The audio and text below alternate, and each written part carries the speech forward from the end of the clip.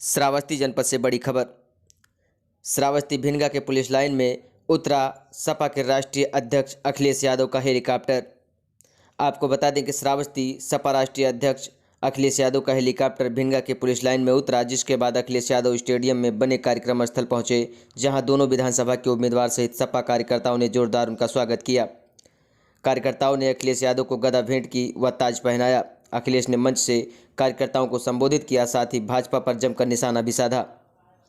आपको बता दें कि अखिलेश ने अपनी सरकार में कराए गए विकास कार्यों को गिनाते हुए विपक्ष पर जमकर बरसे और कहा कि यहां इतने छोटे से मैदान में जिस तरह भीड़ इकट्ठा हुई है, लोगों का जन समर्थन मिल रहा है, यहां किसी का खाता खुलने वाला नहीं है। भाजपा ने जनता से झूठ बोला। इनके नेताओं की भाषण सुनोगे तो पता चल जाएगा, छोटे नेता छोटा झूठ बोलते हैं, बड़े नेता बड़ा झूठ बोलते हैं। भाजपा के लोगों ने कहा था कि सरकार बनने पर किसानों की आय दोगुनी करेंगे, लेकिन सरकार बनने के बाद इन्होंने कुछ नहीं किया। किसानों को सिर्फ लूटने का काम किया है। धान 800 रुपये में बिका, जबकि सरकारी रेट 1800 रुपये होना चाहिए। जब से इनकी सरकार आई, डीजल पेट्रोल महंगा हुआ है, नौजवान की गाड़ी नहीं चल पा रही है। दोबारा जब भाजपा की सरकार बनेगी तो पेट्रोल 200 रुपये में बिकेगा। उन्होंने कहा कि बाबा मुख्यमंत्री कहते हैं गर्मी निकाल देंगे, किसानों को खाद नहीं मिल पा रही है और जो जानवर घूम रहे हैं मुख्यमंत्री जी का प्रिय जानवर है। इस बार श्रावस्ती के लोग वोट डालेंगे तो भाप निकाल देंगे। पहले चरण के चुनाव में भाजपा के लोग ठंडे पड़ गए। तमाम किसान भाइयों ने वो समय देखा होगा जब लॉकडाउन लगा था, लोग बाहर पड़े थे और उनको मदद नहीं मिला। छोटे छोटे बच्चों को उनके माँ बाप कंधे पर बैठा कर घर चले आए। बहुत लोग तो घर भी नहीं पहुँचे, रास्ते में ही खत्म हो गए।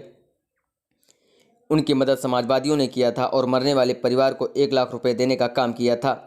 उन्होंने कहा कि बहराइच में एक मां ने लॉकडाउन में बच्चे को जन्म दिया, जिसकी मदद कोई नहीं किया और बच्चे का नाम लॉकडाउन रखा गया।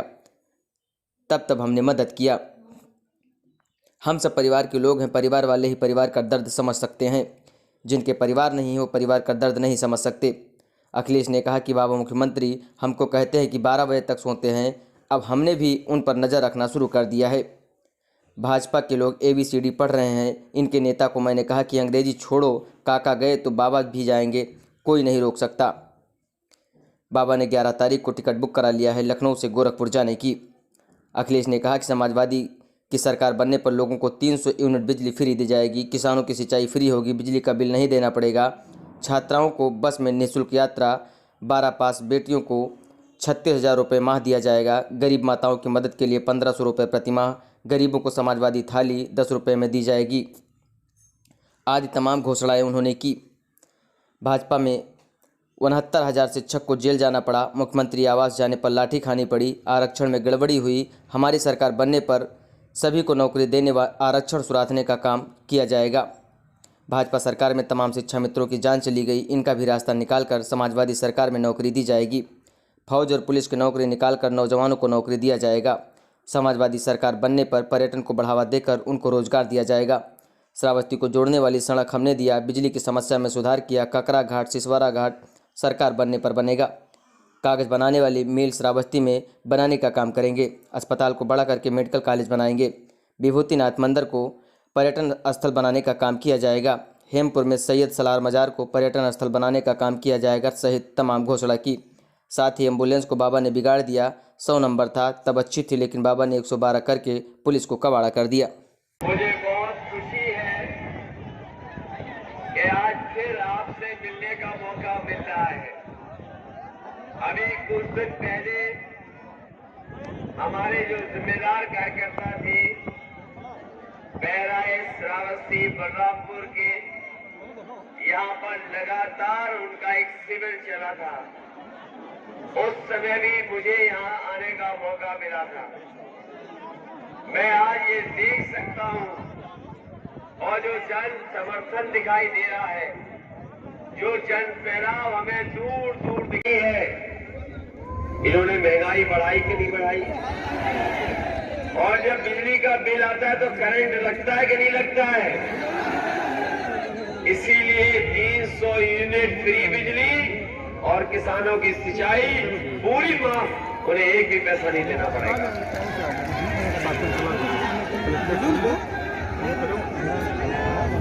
इसलिए मदद करिए। ये हमारे 69,000 वाले जानते होंगे। बताओ 69,000 वालों कितना लड़ना पड़ा आपको? आपको जेल जाना पड़ा, पिटाई खानी पड़ी, मुख्यमंत्री आवास गए तो लाठी पड़ी, बड़ी लाठी की नहीं पड़ी, याद है कि नहीं याद है? तो वोट इनके खिलाफ डालोगे कि नहीं डालोगे? हम आपको भरोसा दिलाते हैं, जो आपके साथ भेदभाव हुआ है, जो आरक्षण में गड़बड़ी हुई है, आप लोगों को नौकरी देने का काम और आरक्षण को सुधारने का काम समाजवादी लोग करेंगे।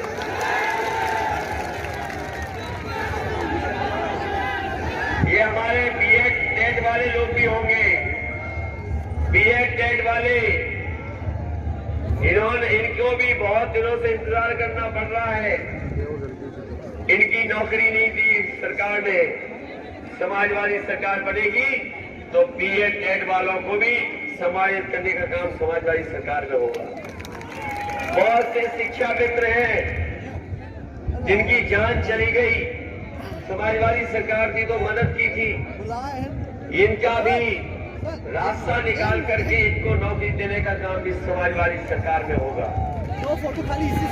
जो लोग कह रहे थे गर्मी निकालने की बात, हम उन्हें कहना चाहते हैं, पिछले कई वर्षों से फौज में भर्ती नहीं हुई है। हमें फौज की भर्ती निकालना पड़े, पुलिस की भर्ती निकालना पड़े, अपने नौजवानों को नौकरी देने का काम समाजवादी सरकार में होगा। इसके साथ साथ 11 लाख पद खाली है सरकार के, 11 लाख, उन पदों को भरने का काम भी समाजवादी सरकार में होगा, जिससे नौजवानों को नौकरी मिल जाए। इधर हमारे किसानों को एमएसपी नहीं मिल पा रही है। ये 3 काले कानून के लिए हमारे किसानों ने आंदोलन किया, लड़ाई लड़ी, दिल्ली में जाकर के बैठ गए।